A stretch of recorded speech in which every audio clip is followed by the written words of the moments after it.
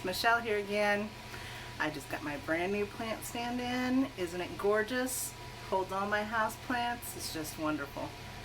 I'm very happy for that because that leaves me more room for my seedlings on my shelves. It'll be even better when I get all these trees out of my plant room too. Come on, spring. Right now it's about 3 degrees outside and they're talking about some serious snow. I think it was 4 to 7 inches tomorrow. So I'm kind of thankful for this nice, warm, cozy room I could still play in the dirt in. But I've had a problem. My broccoli is actually starting to get leggy. I think I got the light on it lowered a little too late, so it sprouted on me. So I'm going to go ahead and get some of these into the bigger pots, which is perfectly fine because it's about time to start for peppers and tomatoes as well. So that'll just free up a little bit more room. So I'm going to bring you along for a first couple of them and show you how I do it. Alright guys, here are the broccoli plants. As you can tell, they got pretty leggy. They're extremely long and they're just kind of falling over on themselves. So it's about time to get them in the pots. So what we do, I have several of these that I've been holding on to from last year. I've kind of rinsed them all out so they're dripping on me. But these are the bigger pots. These are the pots that they will go stay in until they're ready to go into the garden.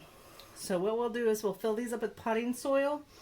At this point, you no longer use seed starting soil. Seed starting soil does not have a lot of nutrients to it. So you want to switch to something that's going to give it a little bit more oomph.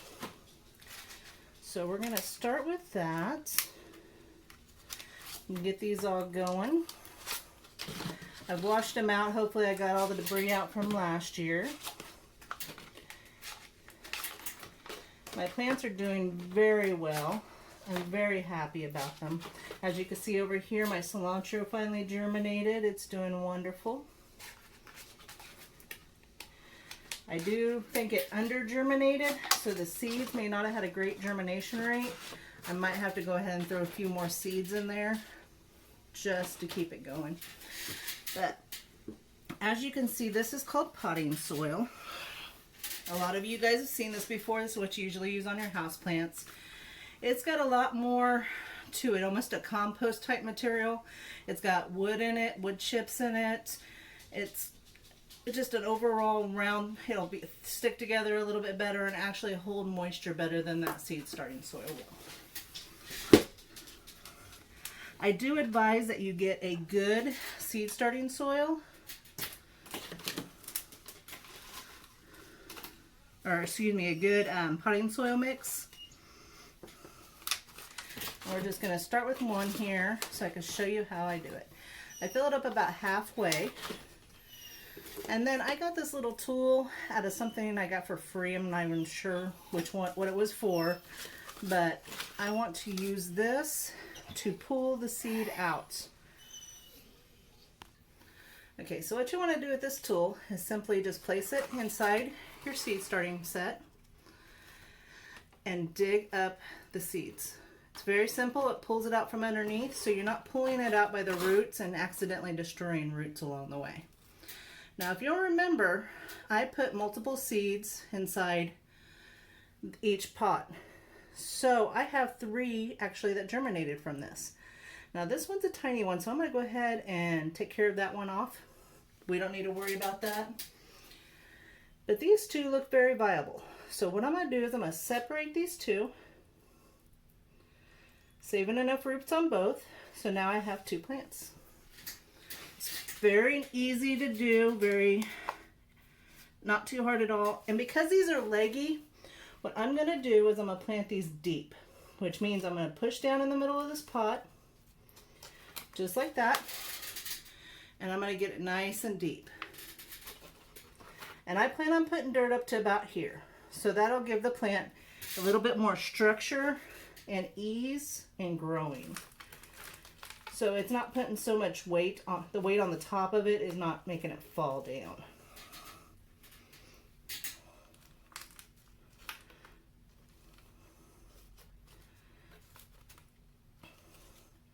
This will grow a lot better instead of laying over off to the side.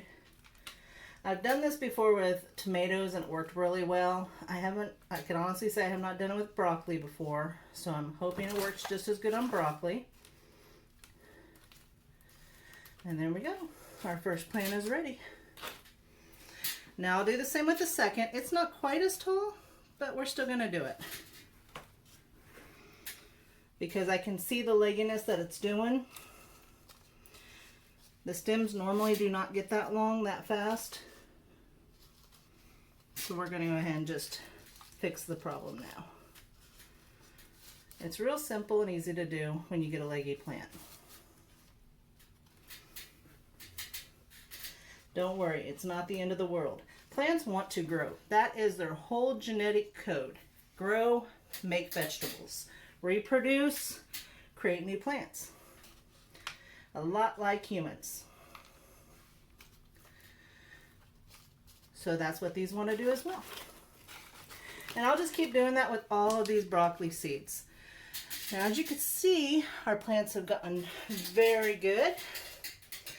I am very happy with the zucchini. They're nice and big. I think I will go ahead and put those in their big pots as well. And the cauliflower is not quite ready to go back into the big pots yet. It's still very much working on its seed structure and germination. There's several pots that still have not germinated, and they may not, which is fine. There's still plenty of plants there for me to harvest. Excuse me. Part of this plug tray will go ahead and repot, and part of it won't. But I did want to take you along and show you how I do that. Let me go ahead and switch you around here and I will show you what the rest of the plants look like. Alright, here is our new plants that are just now getting ready to go into the bigger ones. These basil plants are looking gorgeous.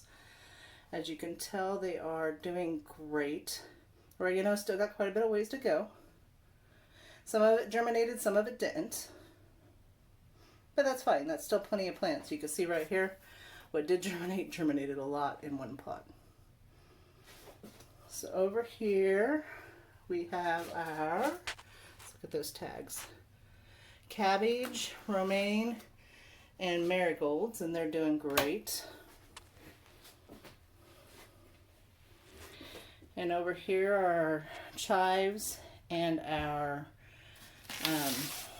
goodite plant over here. Chives and dill. See, that's a good reason why we label everything. The dill will also go into the bigger pots just because it's all leggy and laying over as well. Down here we have our cilantro. You can see it's just now sprouting. And I got quite a lot of empty spots in there, so I might go ahead and throw some more seeds in there just to have some more. I like to fill that up completely full. And onion. Now these are just green onions. They're not the big onions. I just use regular green onions. I've never had a lot of luck with growing the big bulb onions here. So up here I have my radishes. And they are doing great. Hopefully I'll have some nice radishes coming before too long. And those will just get harvested straight from the house. Now, one thing I'm very happy to see is this is my jalapeno plant that I pulled out of the garden last year. And I've already actually pulled some jalapenos off of it, but you can see I've already got some flowers going on it. So I have self-pollinated it, which is just a matter of taking a Q-tip and rubbing it in each flower. So hopefully I'll get some more jalapenos out of it. Alright guys, one more thing I wanted to talk to you about before I let you go for today was grow lights. You can see I got several grow lights on here. And that's great for the plants, but you can see I got several shelves that don't have grow lights at all on them. And that's okay. Right up here on top, I'm trying not to blind you, is a shop light. That shop light has a T8 bulb in it that puts off UV on it. So it actually can be work as a grow light. So there's several options for grow lights, and a lot of people use these shop lights just for the grow lights. They mount them to their shelves. It's very doable, very possible. That's also how my houseplants survive in here, because this window that's behind me here is north facing. So it's going to get the brunt of the cold and none of the sun. So it's good to have some type of light that the plants can use and get nutrients from.